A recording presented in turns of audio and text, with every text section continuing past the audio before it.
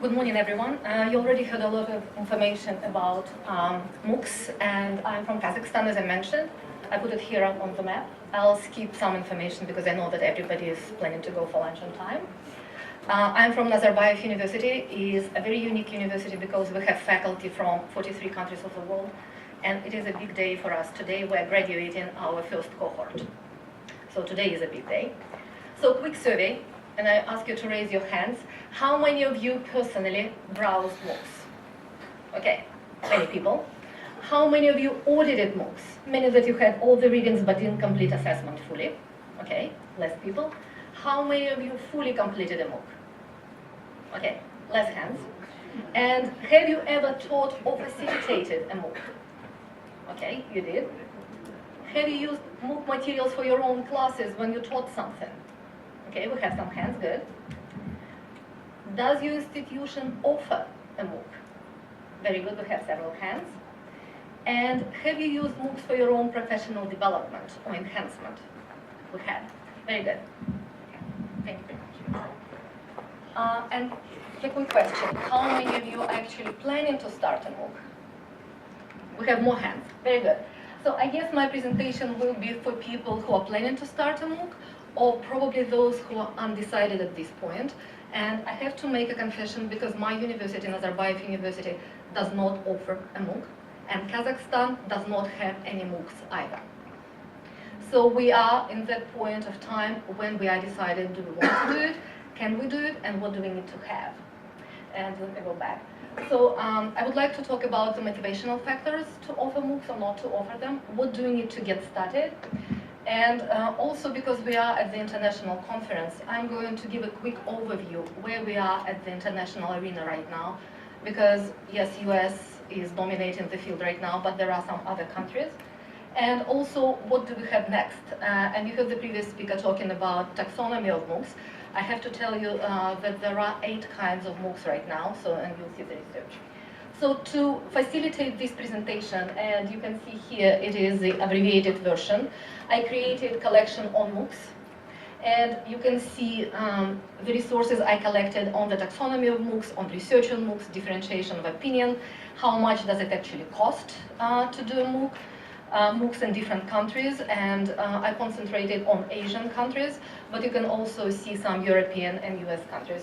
So this is a URL, and all the slides, all the graphics, and the studies that I cite in this presentation are actually hyperlinked. So when you get access to this presentation, you can go to the primary sources. So I'm not going to read it from the screen, you can do it yourself, but this citation is about 44 years old. And I guess this person, who was a philosopher, but he was also a priest, was thinking about education, and it looks like MOOCs qualify for all 3 reasons why MOOCs here are to exist. Who is offering MOOCs? And you saw some graphics and some slides, so I'm going to remove those that you have already seen. But you can clearly see the doctoral research institutions, and this is the US classification, are offering MOOCs more than those who are offering just baccalaureate degrees. And we'll know why, right? It's the access to resources, access to expertise, and actually the brands. Key factors to consider. So those of you who are the same as Nazarbayev University and many other universities in Kazakhstan who are undecided at this point, we're looking at what is the motivation to offer a MOOC. What is the market research and what is the area of need?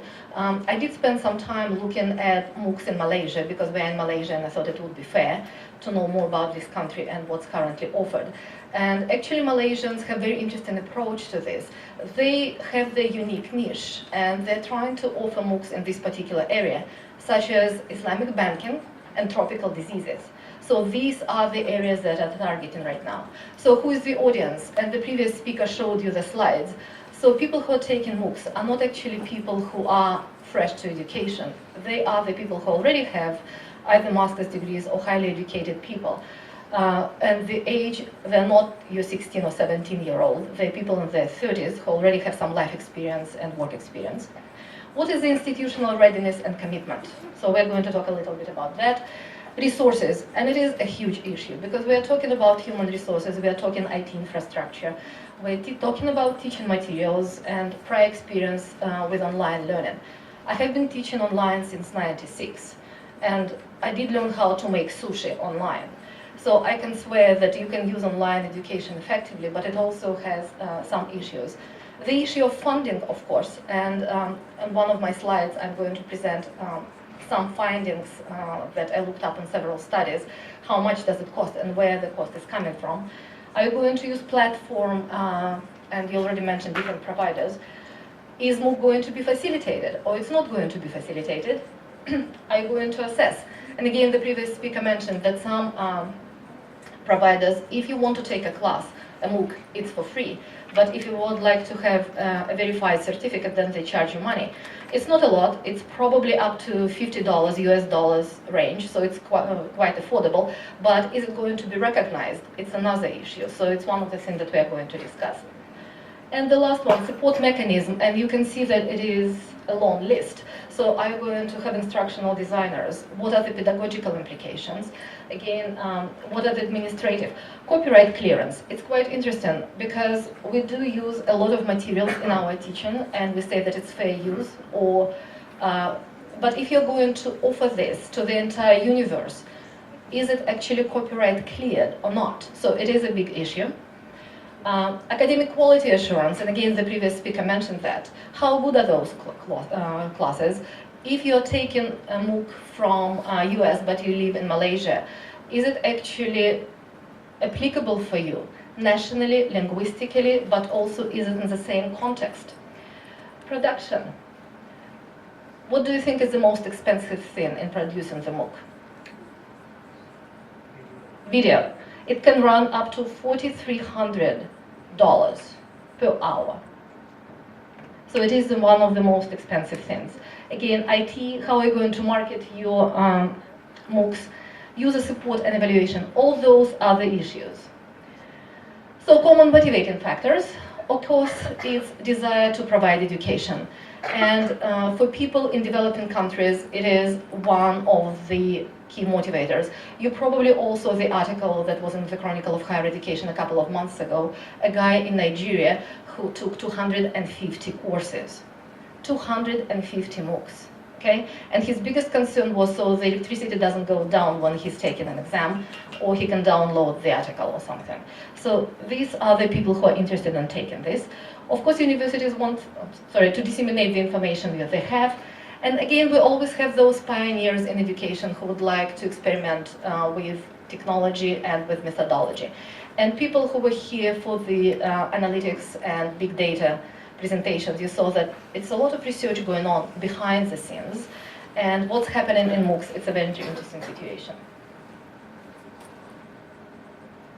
Okay, so here is the table that briefly states you what are the main drivers. And you can see that extending reach is definitely predominated. And again, all these tables and graphics that I'm going to present, they're all hyperlinked to the primary sources, so you can easily access them. So what else is motivating institutions to start? So marketing and branding. Of course, MIT and Harvard and Stanford, they are the names that everybody knows, and they're keeping to do their brand. But it's also different other things. Some people would like to improve the reputation of the university. Some people would like actually to reach people who will be otherwise not able to attend the courses. And there are multiple reasons for that. And one of them is actually to also improve teaching on campus and improve teaching for your face-to-face classes. Some people would like to showcase the faculty, and some people would like just provide skills to people. I believe that it's highly cited that one of the English language courses has now about 160,000 students enrolled from 190 countries of the world. So it is pretty impressive. The last one on the slides, connecting with alumni, is actually one of the recent motivators, and many universities started offering MOOCs to stay in touch with alumni, and actually you know that it's also a fundraising activity. The most frequently asked question is, how expensive is to design a MOOC? And again, here you can see the breakdown. And there are people who did the study actually have low and high-end MOOCs, and you can see how much it can cost. And again, as we discussed, that design and support team will be probably the most expensive unit here. So what's involved? Again, you can see the number of hours that might take and personnel costs. So again, it varies. And there are some universities who can do it on the budget. There are some universities who can actually do it more expensively. Again, you weigh your efforts, your cost, your motivation factors, but you would also like to see what are the opportunities. Let's talk about MOOCs in international arena. And again, I would like to talk about the MOOCs that are actually offered, but also MOOCs taken by people in different countries. This is the information from European Commission, and you can see the statistics on how many MOOCs were there, and you see that they expanded more than 200% in 2014, and they keep expanding. Here, you can see that the majority of MOOCs are in US, but then India and China and some other countries. You saw the graphic by the previous speaker, but this one is actually comparing MOOCs in European countries and non-European countries. Non-European countries are right here. Subject distribution, you saw that. Provider, you saw that as well. These are the languages in which MOOCs are offered. Of course, 3/4 of all the MOOCs are in English, but there are also some providers that offer language in other languages, such as Spanish. Quite interesting, and you have seen this on the third bullet point about French. It is a government initiative, and there are many MOOCs now offered in French language, Chinese, German, and Arabic. So these are, again, some interesting developments. And of course, speaking about the audience, it's clearly that to take a MOOC, more likely you need to learn English and to know English well to be able to do the courses. I had to contact actually all the companies early June when I was putting finishing touch on the presentations. But here you can see that Coursera is offering many different languages, and you can find yours right here, but clearly English is dominating. edX, I received an email from their marketing director several weeks ago, and they have 40 international partners, but the language, it's pretty limited. It's what they have. Udacity, they have 83 courses as of June 3rd, and students from more than 50 countries. But Udacity is very famous for their artificial intelligence course, and you can see that in 2011 they also had a large number of people. As I mentioned to you, because we are in Malaysia, I took a look at the Malaysian MOOCs, and it's quite interesting because, again, if you look at this last bullet point, at the end of April, Malaysia Ministry of Education, they now have the document that's fundamental for the development of online and blended learning in the country, but also for the development of MOOCs. It's part of the government agenda, and apparently by 2025, about 70 courses will be offered in blended format. So it's quite interesting. Right now, there are 36 courses in Malaysia on MOOCs, and you can see that they have about 73,000 students enrolled. The example of Malaysia, it's pretty interesting because they're not targeting global population, more likely. They are targeting local population with the hope to go globally, and as I mentioned, with their unique niche courses in blended, in tropical diseases or Islamic banking or something like those. So global perspective, developing countries are underrepresented, and it's clearly because it's resources. Government initiatives might help, because again, if we know that it is a government initiative, it will be initial funding, and it will be extra support, so it's also very interesting. In terms of the issues, if it's offered by US or if it's offered by European countries, it's Western style content, it's Western style methodology, it's also Western style of teaching that might be a little bit different from the teaching style in this country. Some people call it a new form of imperialism. and some even brand it as cultural imperialism, so I suggest that you look it up, it's very interesting. And there are some complaints also that there are no local connections, and we'll talk a little bit later how we can overcome. But there are huge possibilities for MOOCs in all the countries. In terms of blended learning, and you can see here, and again, the graphic is hyperlinked. There are different types of blended learning, and they say that MOOCs are more suitable for flipped learning, or this model when students do their homework, their lectures, their reading at home, but come to the class to discuss the issues and do the troubleshooting or to cover different perspectives. So when you take MOOCs as a content, be very careful before you start using it for your blended courses, because some providers actually do not allow you to use MOOCs content if you're using this information for the tuition-based course. So be very careful with that. Of course, taking the course content from MOOC might complement and supplement sometimes the information you provide in class. It's also very interesting for your students probably to see diversity of perspectives and diversity of different viewpoints.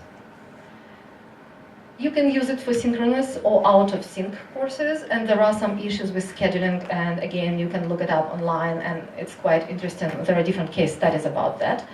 And there are several issues as any new technologies that you are trying to implement.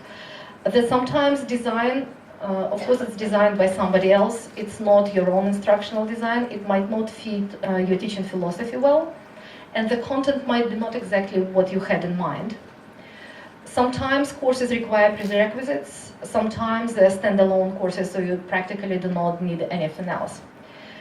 And as we all come from different countries, of course, the academic calendar might be different. So semester in the US might be starting on a different day. So you have to be very careful and detail-oriented when using the content. And again, somebody mentioned C MOOCs, X MOOCs, and as I mentioned to you, there are actually now 8 different types of MOOCs as they are distinguished by the taxonomy. And when you go to my Diego collection, you can see that. This is the snapshot of the study done by German scientists, German researchers, and they suggest how blended MOOC, and they call it BMOOC, is actually best of the both worlds, when you have your C MOOCs, your X MOOCs, but also your face-to-face courses, and how it can benefit the students. So blended learning in MOOCs, again, as I mentioned, it can be synchronous, it can be asynchronous, but you can also, there are several universities now that actually design their MOOCs for blended delivery, where there is a content and students and faculty are advised to do some activities in face-to-face.